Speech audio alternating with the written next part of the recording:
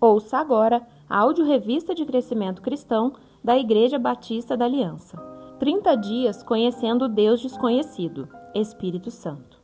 Espírito Santo, Deus em nós.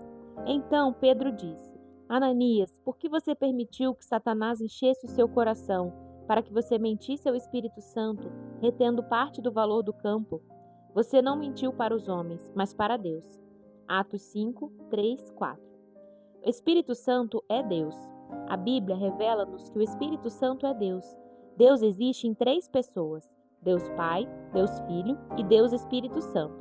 Os 3 são um único Deus. Deuteronômio 6, 4. Diversos textos bíblicos atestam essa verdade. A Grande Comissão, por exemplo, nos ordena a batizar em nome do Pai, do Filho e do Espírito Santo, em nome apenas, e não nos nomes. O Espírito Santo é uma pessoa da Trindade. É Deus e não uma força, como muitos acreditam, pois a Bíblia declara que não devemos entristecer o Espírito, Efésios 4, 30, atribuindo ao Espírito características pessoais, assim como o Pai e o Filho possuem.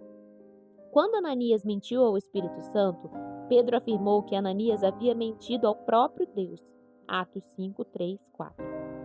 Ao prometer aos discípulos que não os deixaria órfãos, Jesus garantiu que com a sua partida ele enviaria outro Consolador, expressão que no original grego quer dizer outro da mesma essência.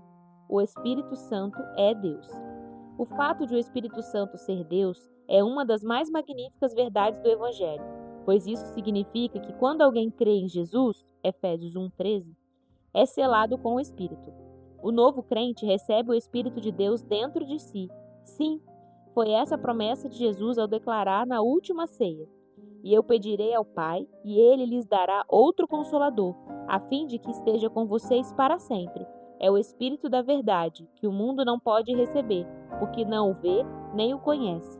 Vocês o conhecem, porque ele habita com vocês e estará em vocês. João 14, 16 e 17. No Antigo Testamento, o Espírito estava sobre as pessoas. Ele tomava as pessoas e as capacitava de forma extraordinária.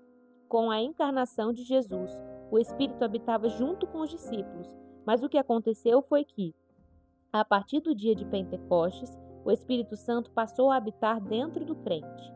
É por meio do seu Espírito que Deus está em nós. É por meio do Espírito Santo que Jesus habita dentro do salvo. Essa verdade é extraordinária, porque significa que no momento do novo nascimento, Deus possa habitar dentro de nós.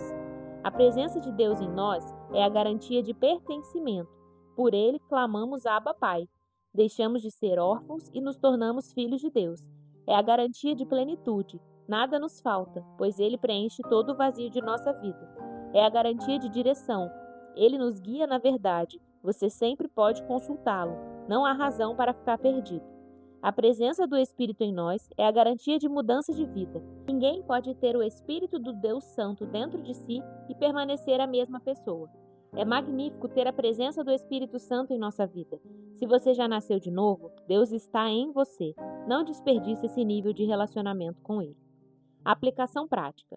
Para cada decisão, peça direção ao Pai e dê ouvidos às orientações dadas pelo Espírito. Alguém já disse: dê crédito ao Espírito Santo de Deus que habita em você. Passe a obedecer sempre o que o Espírito falar com você, pois, à medida que você obedece, cada vez mais se torna sensível em ouvir a sua voz. Ore. Pai, eu te agradeço pelo teu Espírito Santo habitar em mim. Ajuda-me a não entristecê-lo. Deus, que diariamente eu esteja sensível a ouvir a voz do teu Espírito Santo e seja obediente. Fortalece-me em ti mesmo. É a minha oração. Em nome de Jesus, amém. Crianças em oração.